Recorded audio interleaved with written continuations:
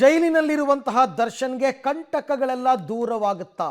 ಇವತ್ತು ದರ್ಶನ್ ಅವರಿಗೆ ಸಿಕ್ಕಿದೆ ಕೊಲ್ಲೂರು ಮೂಕಾಂಬಿಕಾ ದೇವಿಯ ಪ್ರಸಾದ. ಅವರ ಪತ್ನಿ ಇವತ್ತು ಅವರ ಭೇಟಿಗೆ ಬಂದಿದ್ರು. ಮೊನ್ನೆ ಶುಕ್ರವಾರ ಕೊಲ್ಲೂರಿನಲ್ಲಿ ಚಂಡಿಕಾ ಯಾಗವನ್ನು ಮಾಡಿಸಿದ್ರು ವಿಜಯಲಕ್ಷ್ಮಿ. ಆ ಪ್ರಸಾದವನ್ನು ಇವತ್ತು ದರ್ಶನ್ಗೆ ತಲುಪಿಸಿದ್ದಾರೆ.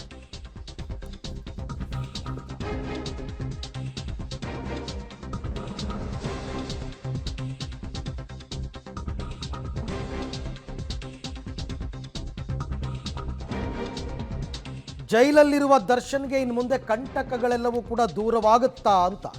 ಯಾಕೆಂದರೆ ದರ್ಶನ್ಗೆ ಕೊಲ್ಲೂರು ಪ್ರಸಾದವನ್ನು ತಲುಪಿಸಿದ್ದಾರೆ ಪತ್ನಿ. ಕೊಲ್ಲೂರಿನಲ್ಲಿ ಮೊನ್ನೆ ಶುಕ್ರವಾರ ಚಂಡಿಕಾ ಯಾಗವನ್ನು ಮಾಡಿಸಿದ್ರು. ಸೊ ಇವತ್ತು ದರ್ಶನ್ ಅವರನ್ನ ಭೇಟಿಯಾಗಿ ಪ್ರಸಾದವನ್ನು ತಲುಪಿಸಿದ್ದಾರೆ ವಿಜಯಲಕ್ಷ್ಮಿಯವರು. ಚಂಡಿಕಾ ಯಾಗದಿಂದ ಸಂಕಷ್ಟಗಳೆಲ್ಲವೂ ಕೂಡ ದೂರವಾಗುತ್ತೆ ಅಂತಕ್ಕಂಥ ನಂಬಿಕೆ. ಹಾಗಾಗಿ ದರ್ಶನ್ ಅವರಿಗೆ ಈಗ ಸದ್ಯಕ್ಕೆ ಸಂಕಷ್ಟ ದೂರ ಆಗಬೇಕು ಅಂತಂದರೆ ಏನರ್ಥ? ಅವರಿಗೆ ಜಾಮೀನು ಸಿಗಬೇಕು. ಜಾಮೀನು ಸಿಗಬೇಕು ಅಂದರೆ ಇನ್ನೂ ಅವರು ಜಾಮೀನಿಗೆ ಅರ್ಜಿಯನ್ನೇ ಹಾಕ್ಕೊಂಡಿಲ್ಲ. ಅದು ಚಾರ್ಜ್ ಶೀಟ್ ಸಲ್ಲಿಕೆ ಎಲ್ಲ ಆಗಬೇಕು. ಅದಾದಮೇಲೆ ಜಾಮೀನಿಗೆ ಅರ್ಜಿ ಹಾಕ್ತಾರೆ. ಅದಾದ ಮೇಲೆ ಅವರಿಗೆ ಜಾಮೀನು ಸಿಗಬೇಕು. ಸದ್ಯಕ್ಕೆ ಈಗ ಅವರಿಗೆ ಸ್ವಲ್ಪ ಈ ಎಲ್ಲ ನೋವನ್ನು ಮರೆತು ಸ್ವಲ್ಪ ನೆಮ್ಮದಿಯಾಗಲಿ ಅನ್ನೋ ಕಾರಣಕ್ಕೋಸ್ಕರ ಆ ಪ್ರಸಾದವನ್ನು ತಲುಪಿಸಿದ್ದಾರೆ. ದರ್ಶನ್ ರೇಣುಕಾಸ್ವಾಮಿ ಕೊಲೆ ಪ್ರಕರಣದಲ್ಲಿ ಜೈಲು ಸೇರಿದ ಮೇಲೆ ಇದು 6ನೇ ಬಾರಿಗೆ ವಿಜಯಲಕ್ಷ್ಮಿಯವರು ಬರ್ತಾ ಇರೋದು ಗಂಡನನ್ನು ನೋಡೋದಕ್ಕೆ. ವಾರದಲ್ಲಿ 2 ಸರ್ತಿ ಬರ್ತಾಯಿದ್ರು. ಕಳೆದ ಶುಕ್ರವಾರ ಬರಲಿಲ್ಲ, ಇವತ್ತು ಮತ್ತೆ ಬಂದಿದ್ದಾರೆ. ಸೊ ಬಂದು ದರ್ಶನ್ಗೆ ಈಗ ಸದ್ಯಕ್ಕೆ ಕೊಲ್ಲೂರು ಪ್ರಸಾದವನ್ನು ತಲುಪಿಸಿದ್ದಾರೆ. ಅವರವರ ನಂಬಿಕೆ ದೇವರ ಮೊರೆ ಹೋದರೆ ಸಂಕಷ್ಟಗಳಿಂದ ಪಾರು ಮಾಡ್ತಾನೆ ಅಂತಕ್ಕಂಥ ನಂಬಿಕೆ. ಈ ಬಗ್ಗೆ ಮತ್ತಷ್ಟು ಮಾಹಿತಿ ನನ್ನ ಕೊಲೀಗ್ ಮುರಳೀಧರ್ ಅವರಿಂದ ಪಡೆಯೋಣ. ಎಸ್ ಮುರಳಿ, ಇವಾಗ ಸದ್ಯಕ್ಕೆ ಸಂಕಷ್ಟದಿಂದ ಪಾರು ಮಾಡಬೇಕು ಅಂತಂದರೆ ದರ್ಶನ್ ಮುಂದೆ ಇರತಕ್ಕಂಥ ಆಯ್ಕೆ ಜಾಮೀನು ಸಿಗಬೇಕು, ಅದೊಂದೇ ಅಂತ ಅನ್ಕೋತೀನಿ. ಖಂಡಿತವಾಗಿ ಅರವಿಂದ್, ಯಾಕಂದ್ರೆ ಪ್ರಮುಖವಾಗಿ ಇದುವರೆಗೂ ಕೂಡ ದರ್ಶನ್ ಅವರ ಪರ ವಕೀಲ ಆಗಿರ್ಬೋದು ಅಥವಾ ಬೇರೆ ಇನ್ನುಳಿದ 17 ಜನ ಆರೋಪಿಗಳೇನಿದೆ, ಆರೋಪಿಗಳು ಯಾರೂ ಕೂಡ ಜಾಮೀನಿಗೆ ಅರ್ಜಿಯನ್ನ ಸಲ್ಲಿಕೆಯನ್ನ ಮಾಡಿಲ್ಲ.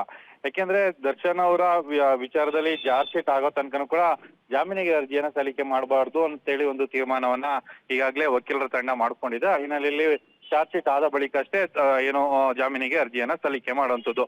ಸದ್ಯಕ್ಕೆ ಇವತ್ತು ಅರ್ಜಿ ವಿಚಾರಣೆ ಇರುವಂತದ್ದು ಊಟದ ವಿಚಾರ. ಅದಾದ ನಂತರ ಇನ್ನು ಅವರ ಪತ್ನಿ ವಿಜಯಲಕ್ಷ್ಮಿ ಅವರು ಕೂಡ ಸಾಕಷ್ಟು ದೇವರ ಮೊರೆ ಹೋಗ್ತಾ ಇರುವಂತದ್ದು, ಪದೇ ಪದೇ ದೇವಸ್ಥಾನಕ್ಕೆ ಹೋಗಿ ಪೂಜೆಯನ್ನ ಮಾಡಿಸುವಂತದ್ದು. ಅದಾದ ನಂತರ ಈಗ ಕಳೆದ ಶುಕ್ರವಾರ ಕೂಡ ಕೊಲ್ಲೂರು ಮೂಕಾಂಬಿಕಾ ದೇವಸ್ಥಾನಕ್ಕೆ ಹೋಗಿದ್ರು. ದೇವಸ್ಥಾನಕ್ಕೆ ಹೋಗಿ ಅಲ್ಲಿ ವಿಶೇಷ ಪೂಜೆಯನ್ನ ಮಾಡಿ ಮತ್ತು ಚಂಡಿಕಾ ಯಾಗವನ್ನು ಕೂಡ ಮಾಡಿದ್ರು. ಅದರ ಪ್ರಸಾದವನ್ನ ಇವತ್ತು ದರ್ಶನ್ ಅವರಿಗೆ ತಲುಪಿಸುವ ಒಂದಷ್ಟು ಕೆಲಸಗಳನ್ನ ಮಾಡಿರುವಂತದ್ದು. ಯಾಕಂದ್ರೆ ಶನಿವಾರ ಅವ್ರಿಗೆ ಹೋಗ್ಲಿಕ್ಕೆ ಸಾಧ್ಯ ಇರಲಿಲ್ಲ. ಯಾಕಂದ್ರೆ 4ನೇ ಶನಿವಾರ ಇತ್ತು. ಅವತ್ತು ಯಾರನ್ನು ಕೂಡ ಭೇಟಿ ಮಾಡ್ಲಿಕ್ಕೆ ಅವಕಾಶ ಇಲ್ಲ ಮತ್ತು ಭಾನುವಾರ ಕೂಡ ಭೇಟಿ ಮಾಡ್ಲಿಕ್ಕೆ ಅವಕಾಶ ಇರಲಿಲ್ಲ.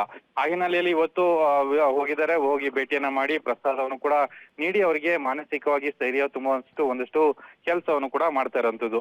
ಯಾಕಂದ್ರೆ ಇದು 6ನೇ ಭೇಟಿ.